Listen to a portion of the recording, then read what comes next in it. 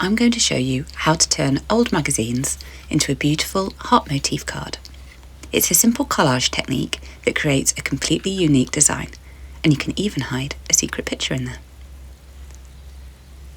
Here's what you'll need to make them.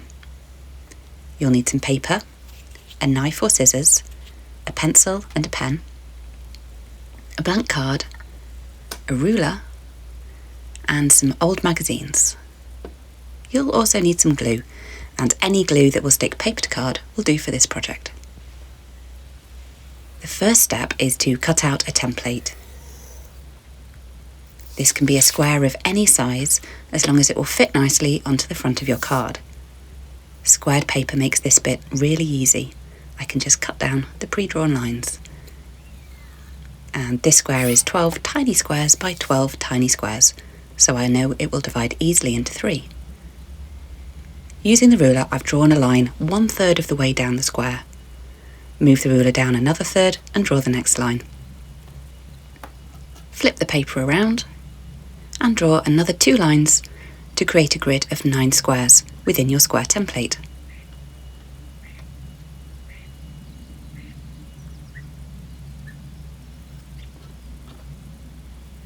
This will give you a row of 3 squares at the top, 3 squares in the middle, and 3 at the bottom.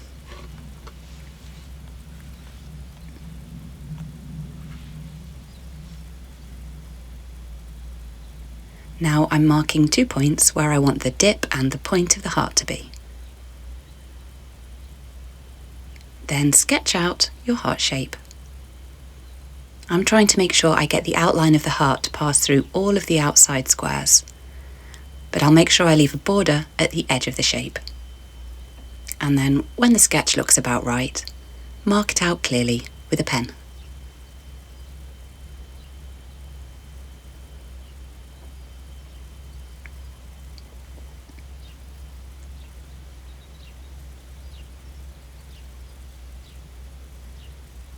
Starting at the top left-hand square, number the squares from 1 to 9.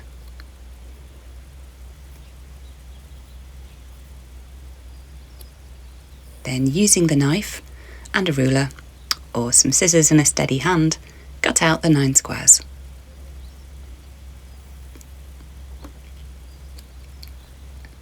Once you've cut them out, arrange them back together again, and these are the shapes that I'm going to find amongst my magazines. I'm about to play matching pairs, so if you're good at that game, or if you're good at jigsaws, you're going to be brilliant at this. Sometimes a shape match will just jump out at you, and sometimes it'll take quite a few attempts to find a match that works really well. If you get stuck, switch squares, or turn the magazine upside down. When you find a really good match, the lines at the edge of the square will match up perfectly with the lines in the picture. And when you're happy with the match, cut out around the outside of the square template. If you're using scissors, draw around the square and then cut out that square.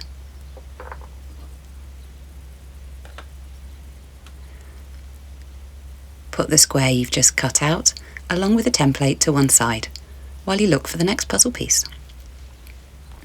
And it is very satisfying when the lines fit. If you've got a steady hand, it's quite easy to cut the squares without using a ruler. Just watch your fingers. And some shapes are easier to find than others.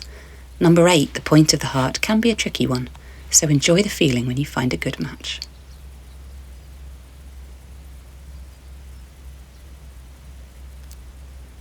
I think the centre square, number 5, is probably the easiest one to find. You're looking for something that will fill the entire square, so I like to find a piece with texture, like the centre of these flowers.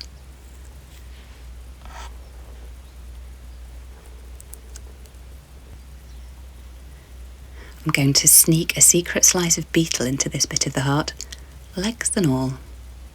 And nothing quite says I love you like a tomato. Have fun hiding secret pictures into your design.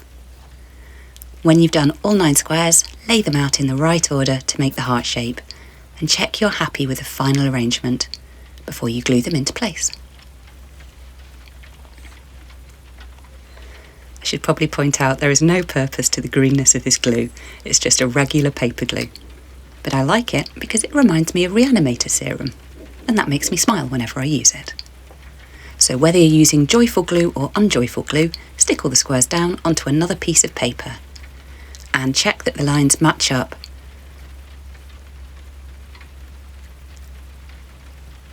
Jiggle them around until you've matched up all the lines, and overlap some edges if you need to.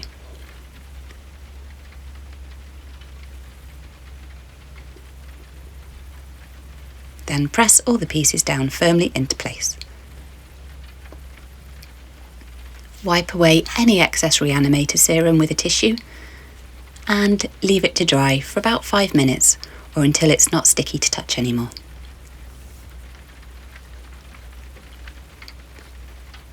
Then flatten it out with some heavy books on top of it. 10 to 20 minutes of flattening time should be plenty enough. Then when it's flat and dry, trim off the edges to make a really neat square. I don't measure this bit, I just take a little bit off the edges, as little as possible to create a straight line. And if the glue's dried fully, you should be able to make 4 good clean cuts.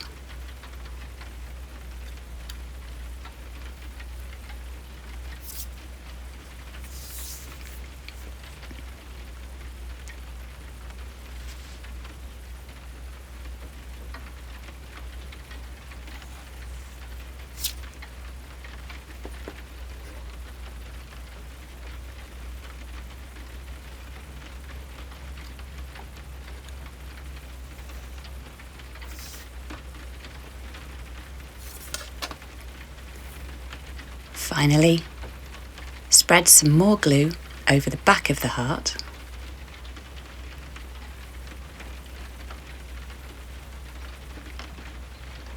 And smear it around with a gluey finger before sticking it down onto the front of your card.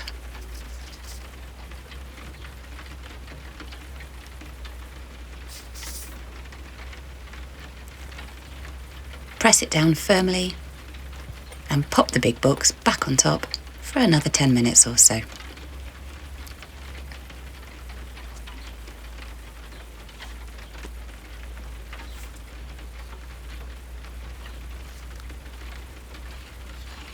Finally, crease your card in half and that's it finished. It's a unique love heart. It's got a hidden beetle in it and it's a miniature work of art. Simple materials, a little bit of cutting and gluing, and you've created something thoughtful and beautiful. Have fun playing with different colours and different prints, and why not try following the same steps but draw a circle or a triangle instead of a heart? I hope you enjoy making these as much as I do. A homemade card is always special and always worth making, writing and sending. Happy card making!